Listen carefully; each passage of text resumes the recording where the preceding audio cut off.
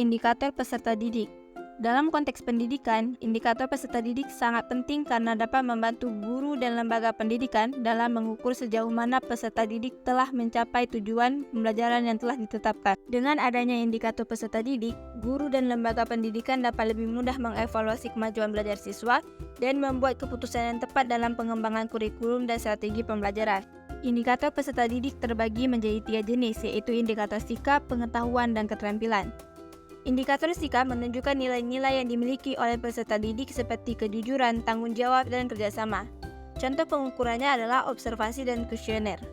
Indikator pengetahuan mengacu pada pengetahuan yang dimiliki oleh peserta didik dalam suatu bidang. Contoh pengukurannya adalah tes tertulis atau lisan.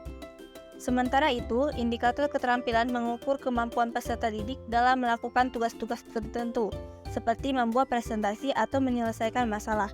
Contoh pengukurannya adalah penugasan dan proyek.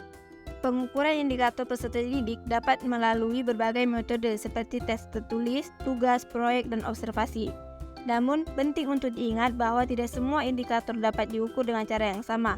Misalnya, indikator sikap lebih sulit diukur secara objektif dibandingkan dengan indikator pengetahuan dan keterampilan. Oleh karena itu, guru perlu memilih metode pengukuran yang sesuai dengan jenis indikator yang diukur. Etika dan adab peserta didik. Dalam lingkungan sekolah, etika dan adab harus diterapkan oleh peserta didik agar terciptanya suasana yang harmonis dan nyaman. Etika yang baik dalam lingkungan sekolah antara lain adalah menghormati guru dan teman sekelas, tidak melakukan tindakan bullying, serta tidak merusak fasilitas sekolah. Sementara itu, adab yang harus diterapkan dalam lingkungan sekolah meliputi sopan santun saat berbicara dengan guru dan teman sekelas, disiplin dalam menjaga kebersihan dan kerapihan lingkungan sekolah, serta menjaga ketertiban di kelas maupun di lingkungan sekolah secara umum. Etika dan adab adalah hal yang sangat penting dalam kehidupan sehari-hari. Keduanya menjadi landasan dasar dalam berinteraksi dengan orang lain.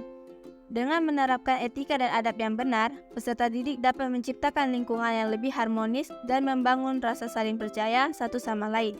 Selain itu, etika dan adab juga membantu peserta didik untuk tumbuh menjadi pribadi yang lebih baik dan berkualitas.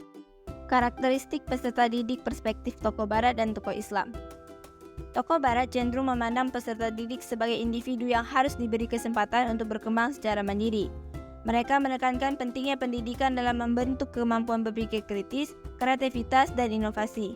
Contohnya, John Dewey mengemukakan bahwa pendidikan harus memberikan pengalaman langsung yang relevan bagi peserta didik agar mereka dapat belajar dengan cara yang paling efektif. Sementara itu, tokoh Islam melihat peserta didik sebagai makhluk sosial yang harus dibimbing untuk mencapai tujuan hidup yang sejati. Mereka menekankan pentingnya pendidikan dalam membentuk akhlak dan moral yang baik, serta mengajarkan nilai-nilai agama yang benar. Contohnya, Imam Al-Ghazali mengemukakan bahwa pendidikan harus mengajarkan peserta didik untuk mengenal Allah dan menjalankan ajarannya dengan benar.